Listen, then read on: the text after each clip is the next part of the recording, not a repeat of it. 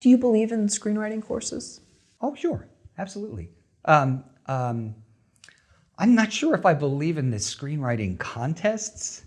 I've heard stories. Some of them are kind of shady. Yeah, no, courses are terrific. I'm assuming, of course, that the instructor is qualified to teach them. But that's true of any course of anything, right?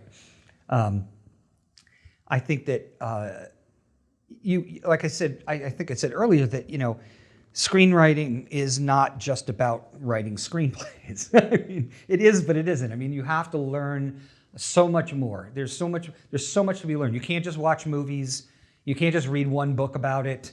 When I first started, there were two books that I really got something. Three, I should say, 3 books that I really got something out of. And there's lots of books out there, and those books are still out there. They're probably a little bit dated. What books were there? Sid Field's book called Screenplay, which is sort of the one that everybody reads. William Goldman's Adventures in the Screen Trade is not really a how-to book, but it does explain his process in a lot of ways. And he also talks about, being on the set of movies that he's written the screenplay for and so forth. And that gives some insight into what the reality is out there. And the one I think I got the most out of was by Linda Seeger, and it was called Making a Good Script Great. And that's where what I was talking about before about your second draft is way more important than your first draft, and your third is probably more important than the second draft, and so forth, until you get to the point where they're just polishes, or just touch-ups or whatever. Because that's where you're really going to be able to chisel the script to where it's really supposed to be. So that book really definitely impacted me the most, I think.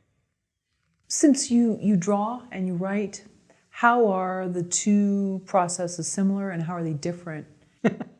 Well, they're different. Although one of the things that does have, yes, I get writer's block just like anybody else does. I can also get drawing block. There are some days when I'm just not feeling it. I can remember when working at Disney, especially when we were in what they call crunch time, which was the last 2 months when we had to get the movie finished, or at least our part of it, the animation part done. And, we're working, 7 days a week, 16-hour days sometimes, and you're bleary-eyed and your hand is cramping up like a lobster, and every once in a while you'd hear just somebody, we're all in cubicles, and you'd hear somebody way on the other side just go like, I can't draw. Oh. We'd all know you're just having one of those days where no matter what you do, it's not working, and usually that's just because you need a break, and the same thing with writing. Same thing with writing. There are days. I write pretty fast, which is one of the things that Todd has always liked about, recommending me or working, or hiring me to work on something, is that I tend to work quickly. And it's because if I get an assignment, the most of the time, not always, but majority of the time, for the first 2 months, I won't write a word. But those ideas will be marinating up in here, and I might get an idea where I go, well, I'm going to write this down because I like this. I don't want to forget it. Sometimes, I'll be in the shower thinking of something completely different, and boom, oh my God, wow, that's it. That's what I needed for that scene, et cetera, right, and so forth. And then in that 3rd month, I will sit down and I'll blast through it and write it sometimes in 2 weeks. I have been known, especially toward the end of the script, I have been known to write 20 pages in a day. And I remember I said it to John Asher and he went, what? He's like, no way. He's like, I'm lucky if I write 3 in a day. I said, well, there are days when I write 3. I mean, you have to be in the right mindset, and you have to, I mean, it's a discipline, certainly. But sometimes, it's just your head's not going to be there for it. And that applies to writing or drawing, doesn't matter. Oh, wait, you know what? I just want to say one more thing. Oh, sure, about that. please do. Go ahead. What's really funny is that I find is that when I'm writing, I always feel like I want to be drawing. And when I'm drawing, I always feel like I want to be writing, which is, I don't know why that is, but it's really funny. It's like I'll be like if I'm doing a lot of drawings because I have an event coming up that I need to have drawings for, I'll be like, oh God, I just want to write a sketch. I just want to write a comedy sketch or something like that, And I have to wait till that's done and get to it, but it never fails. It's always that way. It's always that way. You think we romanticize doing something else when we see like the reality of what something is, that it is very difficult. It's not just the image of it. Oh, sure. Yeah. No, absolutely. I mean, I certainly had a different vision of what animation was before I actually learned how to do it. And then found out, oh, this is hard. This is harder than I thought, and it's true about screenwriting too. I mean, I thought screenwriting would be a breeze, and the reason I even started writing was because we were making one of those Canadian horror movies, and it was Rock and Roll Nightmare, and we made that movie in like 7 days for no money at all, and we were all working different jobs and so forth. And John Fasano, who was the writer-director, was overwhelmed because he was constantly having to answer questions, 100 questions an hour. And there was a scene, he needed a bridge. And this actually funny, this happened on I Hate Kids twice.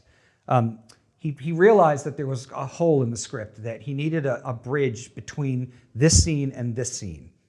Right? Because they wouldn't work if they were next to each other. So he needed just a little scene that's going to go plop right in there, right? And so in that movie, I was playing one of the band members, and my wife, Leanne, who was not my wife at the time, was playing we were playing Newlyweds, right? And so the scene was supposed to be late at night, where all these other things are happening in the house, but we're on our honeymoon, and so it's supposed to be sort of a post-lovemaking scene where we're just lying there and we're talking. And John said, just write some dialogue between you and Leanne. So I sat down and I wrote this little half-page or one-page bit of dialogue. And John looked at it and he goes, oh, this is great, cool, let's shoot it, right? And we shot it, and I realized that as I was writing that scene, I was getting bit by the writing bug, because I realized how much I really enjoyed it. But again, I had not done my homework at that point. Like I was just utilizing my imagination as best I could, and also knowing I was writing it for me and I was writing it for someone I already knew. So, but I liked it, and to this day, I mean, no offense, John, but it's the best written scene in the movie.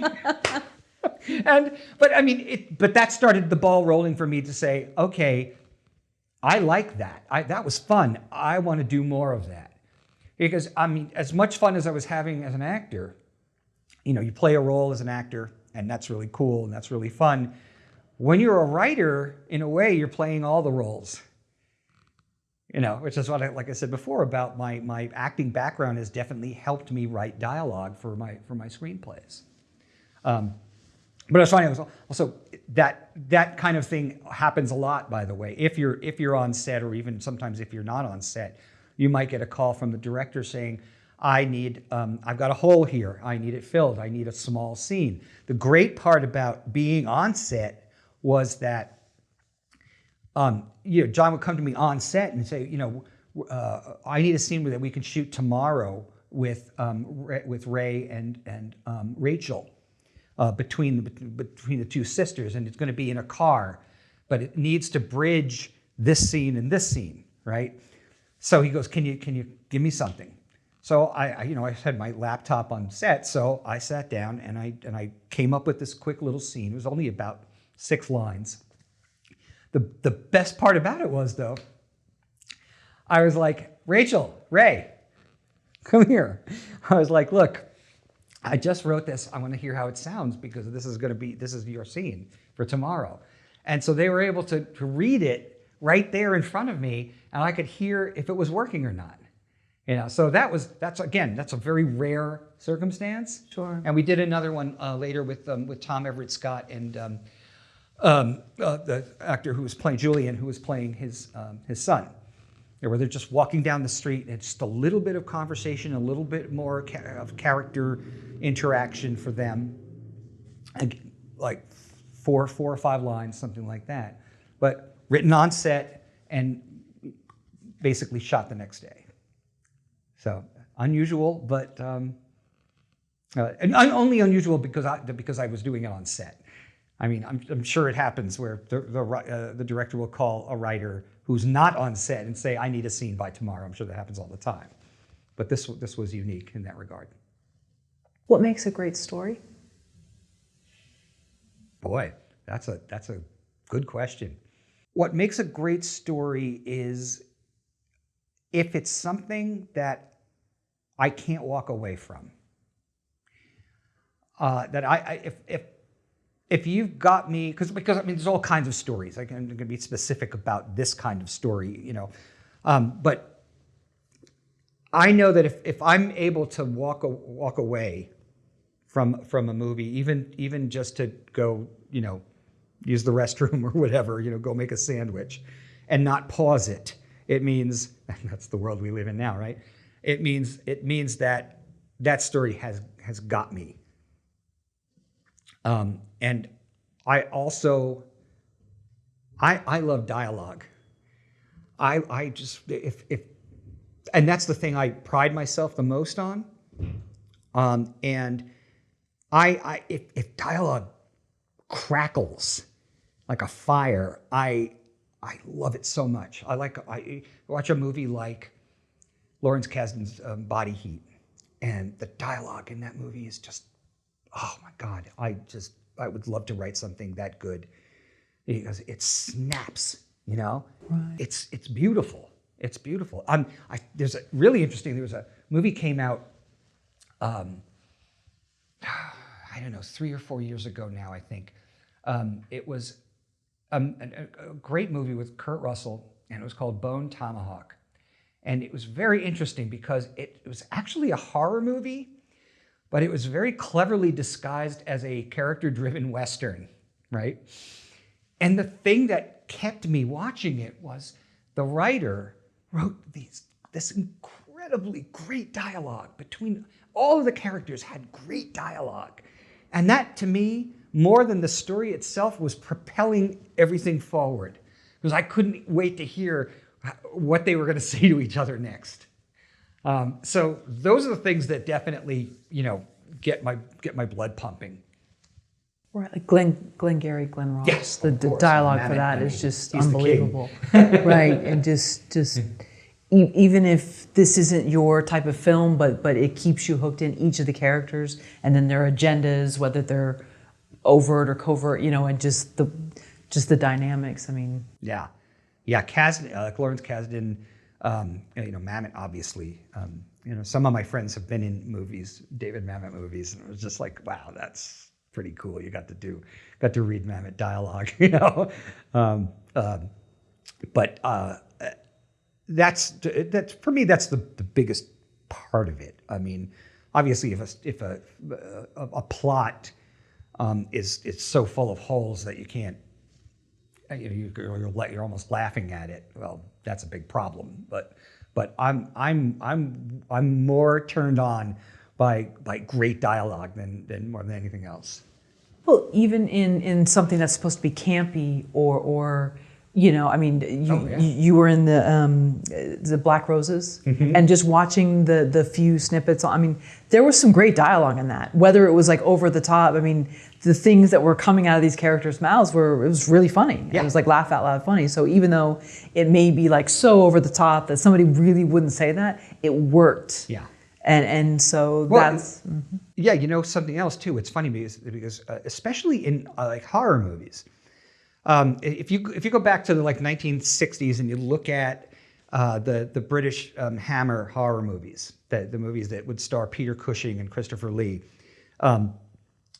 Peter Cushing was absolutely brilliant because he could take dialogue that on paper must have sounded ridiculous, like talking about, you know, he's playing Dr. Frankenstein and he's talking about, you know, rejuvenating the soul in a dead body or something like that, or he's playing Dr. Van Helsing talking about, you know, how sneaky vampires are or whatever, you know what I mean? And Peter Cushing was the kind of actor who could take that dialogue and say it with such conviction that you totally went with it. You didn't even blink. You were just like, oh yeah, sure, yeah, absolutely, yeah, you know. That's when you're really lucky. When as a screenwriter, if you get an actor who can do that, you're home free. You know, absolutely. I was lucky. I had Marissa Tomei and I had, you know, Tom Everett Scott and Ray Seahorn. You know, people that could do that. You know.